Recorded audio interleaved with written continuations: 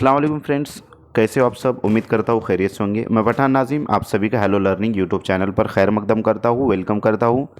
जैसे कि आप सब जानते हैं कि सीटेट के फॉर्म फिल हो चुके हैं और आपका इम्तिहान 14 दिसंबर 2024 को कंडक्ट करवाया जाएगा। इसी बात को मद्देनज़र रखते हुए आज के इस सेशन में हम उर्दू पैडागोजी से रिलेटेड देखेंगे। फ्रेंड्स, जिस किसी ने लैंग्वेज फर्स्ट या लैंग्वेज सेकेंड, पेपर फर्स्ट या पेपर सेकेंड में उर्दू चुना है, उनके लिए बहुत ही इंपॉर्टेंट और हेल्पफुल सेशन रहेगा। फ्रेंड्स, वीडियो स्टार्ट करने से पहले मैं आपको बताना चाहता हूँ कि मुकम्मल उर्दू पैडागोजी की कंप्लीट नोट्स पीडीएफ फॉर्मेट में आपको अवेलेबल करवाई जाएंगी, जिसमें आपको मुकम्मल उर्दू पैडागोजी तफसीली वजाहत के साथ मिलेंगी। और ये नोट्स पेपर फर्स्ट और पेपर सेकेंड में जिस किसी ने लैंग्वेज फ़र्स्ट या लैंग्वेज सेकेंड चुना है, उर्दू चुना है, तो उन तमाम के लिए नोट्स बहुत ही हेल्पफुल और बहुत ही इम्पॉर्टेंट है। फ्रेंड्स, इस नोट में पेपर्स, दोनों पेपर्स के लिए जो तो ये नोट्स रहेंगी, जिसमें आपको गुज़िश्ता साल की 3 सवालिया पर्चे जवाबात के साथ यानी विद आंसर की दिए जाएंगे। और आपको व्हाट्सएप ग्रुप में भी ऐड किया जाएगा, जहां पर आप सीटेट से मुतालिक आपके जो भी डाउट्स है, जो भी क्वेश्चन है, पूछ सकते हो। फ्रेंड्स, इसकी फ़ीस ओनली 199 रुपीज़ है। जो भी स्टूडेंट्स इंटरेस्टेड है, नीचे दिए गए नंबर पर व्हाट्सएप कीजिए और कोर्स को ज्वाइन कीजिए। तो चलते हैं हम टॉपिक की तरफ। फ्रेंड्स, ज़बान की बुनियादी 4 महारतें जैसे कि आपको नज़र आ रहा है, LSRW से मुराद है listening, speaking, reading and writing. ये बुनियादी महारत है, इससे रिलेटेड हम देखने वाले हैं, जैसे कि आपको यहाँ पर नज़र आ रहा है। तो दोस्तों, ये जो है तो कॉग्निशन से रिलेटेड होता है, जिसको कम्युनिकेशन स्किल्स कहेंगे। कंप्लीट कम्युनिकेटर जो होता है, तो यहाँ पर जैसे कि आपको नज़र आ रहा है, ब्रेन है और ब्रेन से रिलेटेड ये तमाम चीज़ें, लिसनिंग है, स्पीकिंग है, राइटिंग एंड रीडिंग है, जिसको लैंग्वेज स्किल्स कहते हैं। उसके बारे में हम आज के सेशन में मालूमात हासिल करने वाले हैं, जिस पर जो है तो क्वेश्चंस पूछा जाता है। तो दोस्तों, दुनिया की हर ज़बान की 4 बुनियादी महारतें होती हैं। सबसे पहले सुनना, जिसे लिसनिंग कहेंगे, और हिंदी में उसे श्रवण कौशल कहेंगे। अब जिस किसी का भी लैंग्वेज फ़र्स्ट या सेकंड इंग्लिश है, उनके लिए भी जो है तो ये बहुत ही मायनाखेज़ क्लास रहेंगी, हेल्पफुल क्लास रहेंगी। या फिर अगर आपका हिंदी है लैंग्वेज फ़र्स्ट या सेकंड में, तो उनके लिए भी जो है तो बहुत ही हेल्पफुल क्लास रहेंगी। फ्रेंड्स, अगर आप चैनल पर नए हो तो चैनल को सब्सक्राइब ज़रूर करें, बेल आइकन को प्रेस करें, ताकि आने वाली वीडियो की नोटिफिकेशन आप तक पहुँचे। और अपने उन फ्रेंड्स सर्कल में ज़्यादा से ज़्यादा शेयर कीजिए जो सीटेट दिसंबर 2024 के लिए तैयारी कर रहे हैं, या फिर जो अपियर कैंडिडेट डीएड बीएड में है, तो उनके लिए भी बहुत ही हेल्पफुल क्लास होंगी। तो फ्रेंड्स, सबसे पहले हैं सुनना, जिसे समात कहते हैं, जिसे लिसनिंग कहते हैं, श्रवण कौशल कहते हैं। कौशल से मुराद यहाँ पर महारत के हैं। सेकंड पॉइंट है बोलना, जिसे ज़बानी इजहार करना, स्पीकिंग कहेंगे। वाचिक या मौखिक कौशल, जिसको जो है तो कहेंगे। थर्ड पॉइंट है पढ़ना, जिसे ख्वानदगी कहते हैं, रीडिंग कहते हैं, और हिंदी में उसे पठन कौशल कहेंगे। फोर्थ है लिखना, जिसे हम तहरीर कहते हैं, और इंग्लिश में उसे राइटिंग कहा जाएगा। लेखन कौशल जो है तो हिंदी में उसको कहा जाएगा। तो दोस्तों, लैंग्वेज स्किल्स, भाषा कौशल यानी ज़बान की महारतें। तो यहाँ पर जैसे कि आपको नज़र आ रहा है, ज़बान की जो महारतें हैं वो कौन कौन सी महारतें, यानी कि 4 महारतों में कौन कौन सी एक दूसरे जो तो रिलेटेड होती है, कनेक्टेड होती है, इस पर मबनी भी जो है तो क्वेश्चन गुज़िश्ता इम्तिहानात में पूछा जा चुका है। सबसे पहले है तहसीली या अगज़ी महारत। से मुराद सुनना और पढ़ना, ये जो है तो अगज़ी या तहसीली महारत है, ये आपको ज़हन नशीन रखना है फ्रेंड्स। और यहाँ पर है जिसको रिस्पेक्टिव स्किल्स कहेंगे, ग्रहणात्मक कौशल कहेंगे। सेकंड है तामीरी महारत। तामीरी महारत में बोलना और लिखना आएगा। तामीरी महारत से मुराद यहाँ पर बोलना और लिखने के हैं, जिसको जो है तो प्रोडक्टिव स्किल्स कहेंगे, और हिंदी में उसे अभिव्यंजनात्मक या फिर अभिव्यक्तात्मक कौशल कहेंगे। थर्ड पॉइंट है यहाँ पर तख्लीकी महारत। तो फ्रेंड्स, तख्लीकी महारत और तामीरी महारत ये एक दूसरे से जो है तो रिलेटेड होता है। तो इससे मुराद बोलना और लिखना है, जिसको क्रिएटिव स्किल्स जो है तो कहते हैं, और हिंदी में उसे रचनात्मक कौशल कहते हैं। तो मैं उम्मीद करता हूँ दोस्तों कि आपको लैंग्वेज स्किल्स यानी ज़बान की महारतें यहाँ पर जो दी हुई है वो समझ में आ गई होंगी। इस पर जो तो हम डिटेल एक्सप्लेनेशन के साथ इसको देखेंगे कि तहसीली महारत से मुराद सुनने और पढ़ने की महारत का ताल्लुक़ दूसरों के ख़यालात को समझने से होता है, इसलिए उन्हें तहसीली महारत या अगज़ी महारत कहा जाता है। तो दोस्तों, तहसीली महारत से मुराद यहाँ पर तहसीली महारत या अगज़ी महारत किसे कहा जाता है? जो सुनने और पढ़ने की महारत का ताल्लुक़ दूसरों के ख़याल को समझने से होता है। दूसरों के ख़याल को समझने से होता है, क्योंकि यहाँ पर जो अगर कोई व्यक्ति, कोई जो तो इंसान हमसे बात कर रहा है तो हम सुनते हैं, या फिर हम किताब वगैरह अगर पढ़ रहे होते हैं, जैसे कि आपको स्क्रीन पर नज़र आ रहा है और आप साथ में पढ़ भी रहे हो, तो इसका जो ताल्लुक़ है इससे जो तो इसका जो ताल्लुक़ है कि दूसरों के ख़यालात को समझने से होता है। यानी कि सामने वाला जब हमसे बातें करेगा तो उसके ख़यालात का वो हमसे इज़हार करेगा और हमें समझ में आएगा। या फिर कोई मवाद लिखा हुआ है, कोई किताब में कोई टॉपिक लिखा हुआ है, कोई नज़म, कोई पोएट जो तो गज़ल वगैरह लिखी हुई है, तो वो हम जब पढ़ेंगे तो शार या फिर मुसन्निफ़ ने उसके अंदर क्या क्या चीज़ें मेंशन की, इंक्लूड किए, तो उससे जो है तो उनके ख़यालात का इज़हार हमको समझ में आता है, जिससे तहसीली या अगज़ी महारत कहते हैं। तो तहसीली महारत आपको अच्छे समझ में आ गया होगा। नेक्स्ट है तामीरी महारत। तामीरी महारत से मुराद बोलने और लिखने की महारत का ताल्लुक़, बोलने और लिखने की महारत का ताल्लुक़ अपनी बात और अपने ख़यालात दूसरों तक पहुंचाने और उन्हें मुतासर करने से होता है, इसलिए उसे तामीरी महारतें और तख्लीकी महारतें कहते हैं। तो फ्रेंड्स, तामीरी और तख्लीकी महारत से मुराद यहाँ पर बोलने और लिखने के हैं। अगर हमको हमारे ख़यालात का हमको अगर इज़हार करना है तो हम बोलेंगे, और जैसे कि आज के दौर में, यानी कि पुराने जो है तो ज़माने में ख़ुतूत नवीसी जो है तो की जाती, ख़त लिखे जाते थे, और ख़त लिखकर अपने इज़हार ख़याल जो है तो दूसरों तक पहुंचाया जाता था। तो आज के दौर में ये चीज़ें व्हाट्सअप, फेसबुक ने जो है तो ले लिया है। तो व्हाट्सअप में हम हमारे ख़यालात का इज़हार जो है तो करते हैं और सामने वाला जो है तो उसका रिप्लाई हमको देता है। तो ये आपको समझने के लिए मिसाल दी जा रही है अपन। तो तामीरी महारत से मुराद बोलने और लिखने, क्योंकि हम वहाँ पर जो मैसेज को टाइप कर रहे हैं वो दरअसल हम उसको बोल रहे हैं, उसको जो है तो तहरीरी शक्ल में बोल रहे हैं, और सामने जो है तो जो सामने वाला जो भी व्यक्ति है, जो भी इंसान है, जिसको जो है तो हम मैसेज भेज रहे हैं, तो वो हम जो है तो अपने ख़यालात का इज़हार सामने वाले तक पहुंचा रहे हैं और उसका जो है तो हमको रिप्लाई आता है। तो इस तरीके से आपको ये चीज़ समझ में अच्छे तरीके से आ गई होंगी। तो मुराद यहाँ पर यह है कि बोलने और लिखने की महारत का ताल्लुक़ अपनी बात और अपने ख़यालात दूसरों तक पहुँचाने और उन्हें मुतासिर करने से होता है, इसलिए उसे तामीरी महारतें और तख्लीकी महारतें कहते हैं। नेक्स्ट है,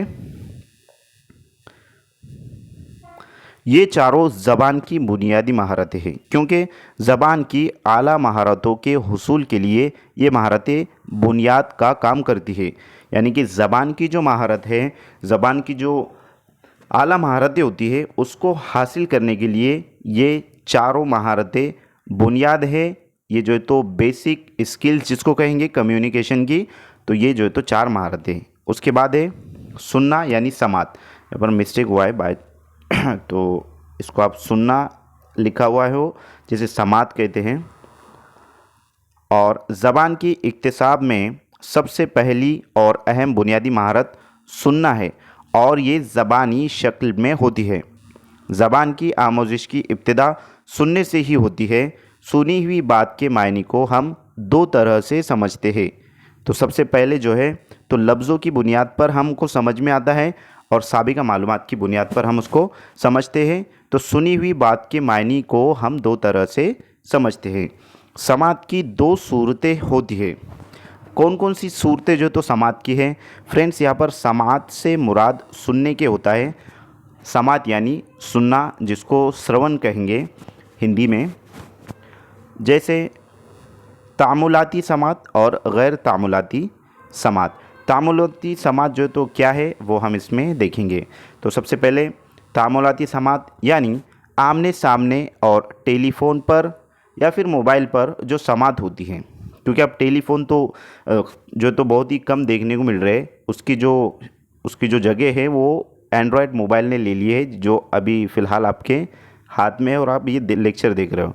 तो फ्रेंड्स, उसे तामुलाती समात कहा जाता है, यानी जिस समात में दोनों तरफ से समात होती हो। यानी कि मोबाइल पर जब हम कम्युनिकेशन करते बातचीत करते तो दोनों जो है तो तरफ से समात होती है। उधर से जो है तो कोई शख्स बात करता है, हम सुनते, और हम जो है तो बात करते वो सुनता है, उसे तामुलाती समात कहा जाता है। नेक्स्ट है गैर तामुलाती समात। अब गैर तामुलाती समात से मुराद क्या है? तो गैर तामुलाती समात किसे कहते हैं? रेडियो, टीवी और लेक्चर के दौरान समात को गैर तामुलाती समात कहा जाता है। यानी जिस समात में सिर्फ एक तरफ से समात हो रही हो। जैसे कि अभी फ़िलहाल ये जो लेक्चर चालू है फ्रेंड्स, तो ये जो समात है सिर्फ एक तरफ से ही समात हो रही है, यानी कि ये लेक्चर चल रहा है और आप सुन रहे हो, इसको गैर तामुलाती समात कहा जाएगा। तो रेडियो, टीवी और लेक्चर के दौरान समात को गैर तामुलाती समात कहा जाता है, यानी जिस समात में सिर्फ एक तरफ से ही समात हो रही हो। नेक्स्ट पॉइंट है यहाँ पर,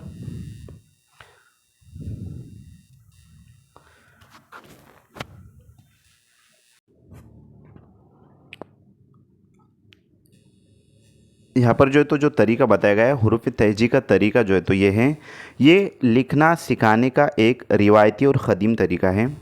इस तरीके में पहले बच्चों को हुर्फ लिखना फिर हुर्फ को मिलाकर लिखना सिखाया जाता है, जिसे हुरूफ तहजी का तरीका कहते हैं। नेक्स्ट है मोंटेसरी का तरीका। मोंटेसरी का जो तरीका है वो क्या है? तो इस तरीके में लकड़ी या गिनने के हुर्फ काट लिए जाते हैं। बच्चे उन पर उंगली फेरकर उसकी शनाख्त सीख जाते हैं। उसके बाद है पिस्तोलॉजी का तरीका। इस तरीके में लिखने की शुरुआत लाइनें खींचकर करवाई जाती है। हुरूफ लिखने से पहले तलबा को नीम दायरे से मुराद आधा दायरा, जैसे कि अब ये मुकम्मल दायरा है और ये जो मुकम्मल दायरा है तो इसका अगर हमने यहाँ से आधा कर दिए तो ये जो आधा दायरा आपको नज़र आ रहा है इसको नीम दायरा कहा जाएगा। उसके बाद है सीधी ख़त। तो अब ये जो है तो सीधा ख़त है। उसके बाद है और फिर हुर्फ को जोड़ना सिखाया जाता है। तो इस तरीके से पेस्थोलॉजी का तरीका है, जिसकी जो शुरुआत होती है वो लाइनों से होती है। लाइनें खींचकर जो है तो उसकी शुरुआत की जाती है। बच्चों को लाइनों के ज़रिए सिखाया जाता है और दायरा, नीम दायरा, इस तरीके से जो है तो बच्चों को यहाँ पर सिखाया जाता है खुतूत के ज़रिए वगैरह। तो उसके बाद है फ्रेंड्स मुताल्ले की मंदरजा झेल किस्में हैं। तो कौन कौन सी जो है तो किस्में मुताल्ले की है वो हम इसमें देखेंगे। तो सबसे पहले है बुलंद ख्वानी और दूसरा है खामोश मुताल्ला। तो ये मुताल्ले की किस्में हैं। उसके बाद है सरसरी मुताल्ला, स्कैनिंग मुताल्ला और आमिक और वसी मुताल्ला। तो सबसे पहले हम देखेंगे सरसरी मुताल्ला। सरसरी मुताल्ले से मुराद जो है किसी भी इक़्तिबास को पूरे मरकज़ी ख़याल को सरसरी तौर पर जानना ही सरसरी मुताल्ला कहलाता है। यानी कि कोई भी इक़्तिबास हो उसको सरसरी तौर पर जानना सरसरी मुताल्ला कहलाता है। नेक्स्ट है स्कैनिंग मुताल्ला। इससे मुराद किसी इक़्तिबास के किसी ख़ास मालूमात की खोज के मकसद से जो सरसरी मुताल्ला किया जाता है उसे स्कैनिंग मुताल्ला कहा जाता है। इस मुताल्ले में कोई नाम, तारीख़, निशान, फ़िक़रा या फार्मूलात को तलाश किया जाता है। उसके बाद है अमीक और वसी मुताल्ला। इससे मुराद इसका ताल्लुक़ आम तौर पर मतन के बारीकी, तरकीब और तफ़हीम से होता है, यानी इबारत के हर एक पहलू पर गौर किया जाता है। तो फ्रेंड्स यहाँ पर अमीक और वसी जो मुताल्ला है वो बारीक बीनी से किया जाता है और इबारत के हर एक पहलू पर गौर व खौस किया जाता है। उसके बाद है बुलंद ख्वानी और खामोश मुताल्ला। बुलंद ख्वानी मुताल्ले का ताल्लुक़ इब्तदाई जमात के बच्चों से है। यानी कि जब बच्चा फ़र्स्ट स्टैंडर्ड में होते हैं तो उन्हें बुलंद ख्वानी के ज़रिए जो है तो सबक या फिर नज़्म पढ़ाई जाती है। तो इब्तदाई जमात के बच्चों के लिए जो है तो ये मुताल्ला होता है। उसके बाद है इसके ज़रिए तलफ़्फ़ुज़ और मायनी का पता चलता है। और ख़ामोश मुताल्ले में बग़ैर किसी आवाज़ के सिर्फ़ नज़रों से पढ़ा जाता है। इस मुताल्ले का मकसद इबारत को समझना और लुत्फ़ लुत्फ़ अंदोज़ होना है। जैसे कि एग्ज़ाम के वक्त हमारे पास जो भी मटेरियल होता है या फिर हमारी ख़ुद की नोट्स वगैरह होती हैं, तो उसको हम सरसरी तौर पर जो है उसको जो है तो हम मुताला करते हैं, खामोश ख़्वानी जिसे हम कहेंगे, खामोश मुताला करते हैं, साइलेंट रीडिंग जो है तो जिसको हम कहेंगे। उसके बाद है तदरीस के उसूल। तदरीस के उसूल से मुराद कामयाब और नतीजा ख़ैज़ तदरीस के लिए मौल्लिम को चंद उसूलों को अपनाना ज़रूरी है। ये उसूल मंदरज झेल हैं। तो फ्रेंड्स, तदरीस यानी कि जो लर्निंग प्रोसेस होता है, टीचिंग लर्निंग प्रोसेस, तो उसके कुछ रूल्स, उसके कुछ जो है तो उसूल्स यहाँ पर आपको बताए गए हैं। टेक्निक्स और मेथड्स जो है तो यहाँ पर आपको बताए जा रहे हैं। तो इसमें सबसे पहले है मालूम से नामालूम की तरफ, नेक्स्ट है आसान से मुश्किल की तरफ, तीसरा है कुल से जुज़ की तरफ, और चौथा है मादी से गैर मादी शे की तरफ, यानी कि मुजर्रद तसव्वुरात जो होते हैं तो इसमें आएगा। नेक्स्ट है ख़ास से आम की तरफ, और लास्ट है तज्ज़िये से तरकीब की जानिब, यानी कि तरकीब की तरफ। तो तदरीसी ज़बान के तरीके, ज़बान और आमोज़िश से मुताल्लिक़ नज़रियात ने ज़बान सीखने के मुख्तलिफ़ तरीक़े मुरतब किए हैं। इनमें से ज़्यादातर तरीक़ों की तश्कील दूसरी ज़बान सीखने के लिए की गई है। मादरी ज़बान की हुसूली जिस फितरी तौर पर होती है, वैसे ही जमात में उसकी तदरीस भी फितरी माहौल में होती है। फितरी माहौल से मुराद क़ुदरती माहौल के हैं, लेकिन दिगर ज़बानों की आमोज़िश के लिए माहिर लिसानियात ने मुख्तलिफ़ तरीक़ेकार पेश किए हैं जो मंदरज झेल हैं। तो कौन कौन से तरीक़ेकार जो है तो माहिर लिसानियात ने पेश किए वो हम देखेंगे। सबसे पहले है क़वाइद तर्जुमे का तरीक़ा, नेक्स्ट है गुफ्तगू का तरीक़ा, थर्ड है समाई लिसानी तरीक़ा, फोर्थ है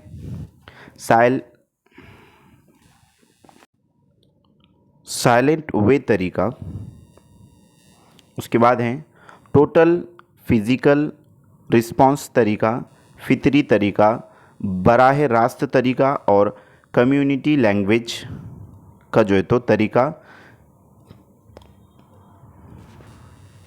कम्युनिटी लैंग्वेज लर्निंग का तरीक़ा।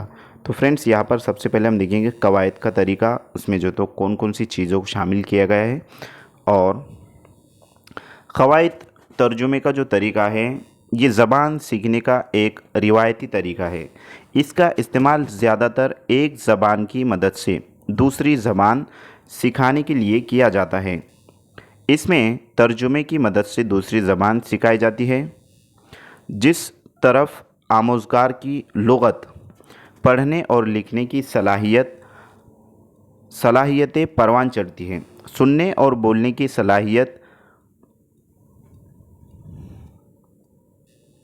दबी रह जाती है। इस तरीके का इस्तेमाल पहली ज़बान यानी मादरी ज़बान की मदद से दूसरी ज़बान हदफ़ ज़बान सिखाने के लिए किया जाता है। तो फ्रेंड्स, कवायद के तर्जुमे के तरीके में एक ज़बान से दूसरी ज़बान सीखने में जो तो इसका इस्तेमाल किया जाता है मादरी ज़बान की मदद से जो तो हदफ़ ज़बान यानी दूसरी ज़बान सीखने के लिए ये तरीका बहुत ही अहमियत के हामिल है। नेक्स्ट है गुफ्तगू का तरीका। ज़बान सिखाने का ये तरीका काफ़ी कारगर माना जाता है। इसमें ज़बान सीखने का आगाज़ दूसरी ज़बान में गुफ्तगू करके किया जाता है। इसमें मौल्लिम बातचीत के मौजू का तयन करता है, जैसे रेलवे स्टेशन पर, शॉपिंग मॉल में, पोस्ट ऑफिस में, नौकरी के लिए वगैरह वगैरह जो है तो मौल्लिम मौजू का तयन करता है, मौजू का इंतखाब करता है और उस पर गुफ्तगू करने के लिए तलबा से कहता है। नेक्स्ट है रास्त तरीका। रास्त तरीके से मुराद इस तरीके के तहत दूसरी ज़बान सिखाने के लिए किसी ज़बान की मदद नहीं ली जाती और आमोज़गार को सीधे ही ज़बान सिखाई जाती है। हदफ़ ज़बान में गुफ्तगू की जाती है, जैसे बच्चे को कलम दिखाकर कहना दिस इज़ अ पेन, लेकिन जो ठोस चीज़ें हैं उसके लिए तो इस तरीके का इस्तेमाल किया जा सकता है, लेकिन मुजर्रिद तसव्वुरात को सिखाना बहुत मुश्किल हो जाता है। मुजर्रिद तसव्वुरात से मुराद इमेजिनेशन जो होता है, जो यानी कि तस्वुर होते हैं जो हमारे जहन में होते हैं, तो इन तस्वुरात को सिखाना इस तरीके से मुश्किल होता है। उसके बाद है ये तरीका पहली ज़बान यानी मादरी ज़बान की आमोजिश के लिए बहुत ही मुफीद और अहमियत रखता है। नेक्स्ट है समय लिसानी तरीका। समय लिसानी तरीके से मुराद इस तरीके के तहत बातचीत और मकालमों के ज़रिए ज़बान सिखाई जाती है।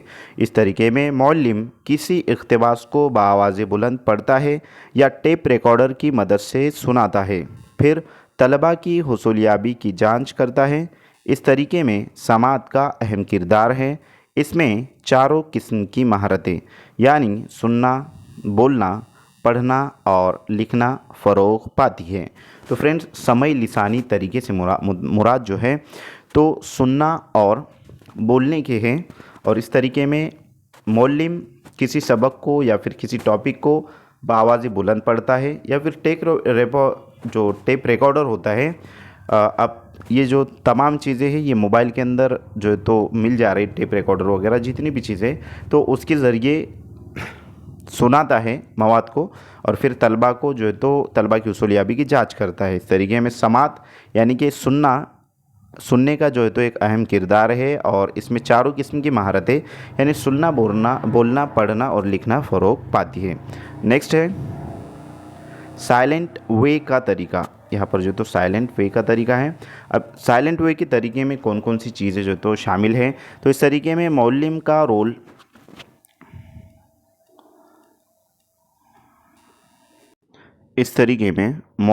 रोल एक मुआविन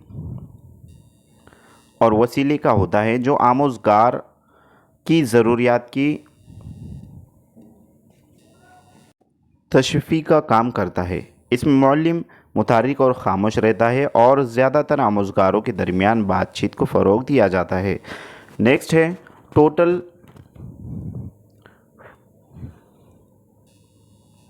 फ़िज़िकल रिस्पॉन्स। इस तरीके की खोज माहिर नफ्सियात जेम्स एशर ने की। इसके मुताबिक बेहतर आमोजिश के लिए तलबा का जिस्मानी और ज़हनी तौर पर शामिल होना ज़रूरी है। तो ये टोटल जो है तो फ़िज़िकल रिस्पॉन्स जिसे कहेंगे। नेक्स्ट तरीका है फ़ितरी तरीका। फ़ितरी तरीके से मुराद इस तरीके की ईजाद ट्रेसी नेरेल ने की। ये तरीके करके सीखने पर मबनी है जिसे इसके मरकज़ में मौल्लिम या किताबें ना होकर तालिब इल्म है। इस तरीके का नज़रिया है कि तालिब इल्म गलती कर सीखता है, यानी कि सही व ख़ता का नज़रिया जिसे कहेंगे। तो ये फ़ितरी तरीका होता है, यहाँ पर बच्चा गलती करके सीखता है। नेक्स्ट है जिसे लर्निंग बाय डूइंग भी जो है तो कहा जाता है। नेक्स्ट है कम्युनिटी लैंग्वेज लर्निंग। इस तरीके में मौल्लिम का रोल जो मौल्लिम का रोल होता है वो एक मुशीर के होता है। आमोज़गार पर ज़बान सीखने की खुद मुख्तारी की ज़िम्मेदारी ज़्यादा होती है। इज़हार ख़याल, एहतजाज जैसे मौज़ूआत को तालिब इल्म ज़बान अव्वल में फ़राहम करता है। इस तरीके में आमोज़गार ख़ुद तय करते हैं कि उन्हें क्या सीखना है। तो इसे जो है तो कम्युनिटी लैंग्वेज लर्निंग कहा जाएगा। तो फ्रेंड्स, मैं उम्मीद करता हूँ कि आपको ये तमाम चीज़ें यहाँ पर समझ में आ चुकी होंगी ज़बान की महारतों से रिलेटेड। तो फ्रेंड्स, आज के लिए इतना काफ़ी है। अगर आपने अभी तक वीडियो को लाइक नहीं किया है तो लाइक ज़रूर करें और अपने फ्रेंड सर्कल में दोस्तों ज़्यादा से ज़्यादा शेयर कीजिए जो सीटेड दिसंबर की तैयारी कर रहे हैं, प्रिपरेशन कर रहे हैं। तो हमारा जो टारगेट रहेगा इसमें वो 30 में से 30 जो है तो आपको लेकर आना है। और दोस्तों, आपको पेपर किस तरीके से सॉल्व करना है ये भी जो है तो आगे लेक्चर्स में हम उस पर भी जो है तो मबनी लेक्चर्स लेने वाले हैं, जिसमें आपको पेपर सॉल्व किस तरीके से करना है और आपको जो है तो कैसे 30 में से 30 नंबरात आप लेकर आ सकते हो, तमाम चीज़ें आपको बताने वाले हैं। दोस्तों, आपका जो उर्दू का पेपर होता है, चाहे आपने लैंग्वेज फ़र्स्ट लिया हो या लैंग्वेज सेकंड लिया हो, तो उसमें आपको 15 नंबरात पर मुश्तमिल जो है तो एक पैराग्राफ और एक नज़्म जो है तो होता है। ये 15 नंबरात पर होता है और इसमें भी जो है तो 2 मार्क का जो है तो 2-2 मार्क का ग्रामर पूछा जाता है, यानी कि इसमें 2 नंबरात का ग्रामर होता है और इसमें 2 नंबरात का ग्रामर होता है, जिसमें आपको अल्फाज़ और वाहिद जमा पूछा जाता है। अल्फाज़ और वाहिद जमा जो है तो आपको पूछा जाता है। और रही बात 15 नंबरात की, जो हमारे सेशन हो रहे हैं उर्दू पैडागोजी के, तो उसमें 15 नंबरात के जो है तो आपको क्वेश्चन पैडागोजिकल क्वेश्चन होते हैं। तो ये जो क्वेश्चन होते ये जो हमारा अभी चल रहा है सेशंस, तो ये पैडागोजी के जो है तो सेशंस है। और 15 नंबरात का पैराग्राफ आपको किस तरीके से सॉल्व करना है और आपको जो है तो नज़्म को किस तरीके से सॉल्व करना है और कैसे जो है तो आप टाइम मैनेजमेंट अच्छे से वहाँ पर कर सकते हो और उर्दू में ज़्यादा से ज़्यादा नंबरात ला सकते हो, तो वो तमाम चीज़ें हम आपको नेक्स्ट लेक्चर्स में बताने वाले हैं। तो दोस्तों यहाँ पर 15 नंबरात का पैडागोजी है, तो आपको टारगेट 30 में से 30 ही करना है। ये 15 में से जो तो आपका मुकम्मल 15 नंबर आना चाहिए। किस तरीके से लाना है वो हम आपको लेक्चर में बताने वाले हैं। तो दोस्तों आपको रही बात ये 15 नंबरात की, तो हमारी अभी तक 3 क्लासेस मुकम्मल हो चुकी, जिसकी लिंक आपको डिस्क्रिप्शन में मिल जाएंगे। अगर आप इस वीडियो पर पहली मर्तबा विज़िट किए हो, पहली मर्तबा जो तो आप चैनल पर आए हो, तो दोस्तों इस वीडियो के डिस्क्रिप्शन बॉक्स में आपको तीनों वीडियोस की लिंक मिल जाएंगी। आप तीनों जो है तो क्लासेस देख सकते हो और ये 15 नंबरात में से जो है तो आप 15 लेकर आ सकते हो, बासानी लेकर आ सकते हो। और गुज़िश्ता के जो पेपर्स है वो भी हम आपको सॉल्व करवाएंगे। तो फ्रेंड्स मैं उम्मीद करता हूँ कि आपको चीज़ें जो है तो अच्छी तरीके से समझ में आएंगी। और रही बात, एक चीज़ आपको जहन नशीन रखना है, क्योंकि आपको वहाँ पर 2 बुकलेट दिए जाते हैं, यानी कि जब आप एग्ज़ाम के लिए जाओगे एग्ज़ाम हॉल में, तो आपको 2 जो है तो क्वेश्चन पेपर दिए जाएंगे। एक मेन क्वेश्चन पेपर रहेगा और एक आपका उर्दू का रहेगा, या फिर आपने जो भी लैंग्वेज लिया है। तो जैसे हमारी लैंग्वेज फर्स्ट या सेकंड उर्दू है, तो फर्स्ट लैंग्वेज अगर हमने उर्दू लिया है तो उर्दू का एक रहेगा और एक मेन जो है तो पेपर रहेगा। ये है उर्दू का फॉर एग्ज़ाम्पल, और ये जो है तो हमारा मेन पेपर है। तो उर्दू का पेपर जो रहेगा उसमें आपको जो सवालात होंगे दोस्तों, तो वो जो सवालात रहेंगे वो 91 से 150 तक रहेंगे। 91 से 150 यानी कि 60 क्वेश्चंस होते हैं। तो अब आपको यहाँ पर 30 क्वेश्चंस को सॉल्व करना है। अब 30 क्वेश्चन आपको कैसे सॉल्व करना है, तो अगर आपने तवज्जो देंगे दोस्तों, इधर बहुत ही इम्पॉर्टेंट चीज़ है, ये बहुत ही काम की चीज़ है। अगर आप इसको तवज्जो नहीं देंगे तो आपके 30 मार्क वेस्ट हो सकते हैं यहाँ पर। तो दोस्तों यहाँ पर लैंग्वेज फ़र्स्ट अगर आपने उर्दू लिया है, लैंग्वेज फ़र्स्ट आपने उर्दू लिया है, तो आपको जो है 91 से लेकर 91 टू 120, 91 से 120 जो दूसरे बुकलेट में, यानी कि आपके ये उर्दू वाले बुकलेट में है, 91 से 120 करना है, ठीक है। अदरवाइज़ अगर आपने लैंग्वेज सेकेंड उर्दू लिया है, लैंग्वेज सेकेंड आपने उर्दू चुना है, तो आपको 121 से लेकर 150 तक सवालात को सॉल्व करना है। तो दोस्तों इस तरीके से आपको ये बात जहन नशीन रखनी है, इसको आप नोट कर ले लीजिए। अगर आप फ्रेश कैंडिडेट हो, पहली मर्तबा जो तो सीटेट दे रहे हो और फर्स्ट अटैम्प्ट में आप क्लियर होना चाह रहे होंगे, यानी कि पहली मर्तबा में अगर आपको सीटेट पास करना है, तो ये आपको जहन नशीन रखना है, क्योंकि आपको मालूम नहीं कि किस तरीके से पेपर होता है। जो फ्रेशर कैंडिडेट है और जिसने जो तो इससे पहले पेपर दिया है, तो उनको ये तमाम चीज़ें मालूम होती हैं। तो फ्रेंड्स आपको ये माइंड सेटअप कर लेना है अभी से, ये तमाम चीज़ें आपको अच्छे से समझ में आएंगी। जो भी आपका क्वेश्चन है, जो भी जो दो चीज़ें आपको सीटेट से रिलेटेड नहीं समझ में आ रही है, तो आप बिल्कुल कमेंट बॉक्स में कमेंट कर सकते हो और क्वेश्चंस कर सकते हो। तो दोस्तों मैं उम्मीद करता हूँ कि आपको तमाम चीज़ें अच्छे समझ में आएंगी। तो आज के लिए इतना काफ़ी, मिलते हैं नेक्स्ट टाइम नेक्स्ट वीडियो में। Thank you for listening and watching my video. Thank you very much Indeed for your cooperation and have a nice day.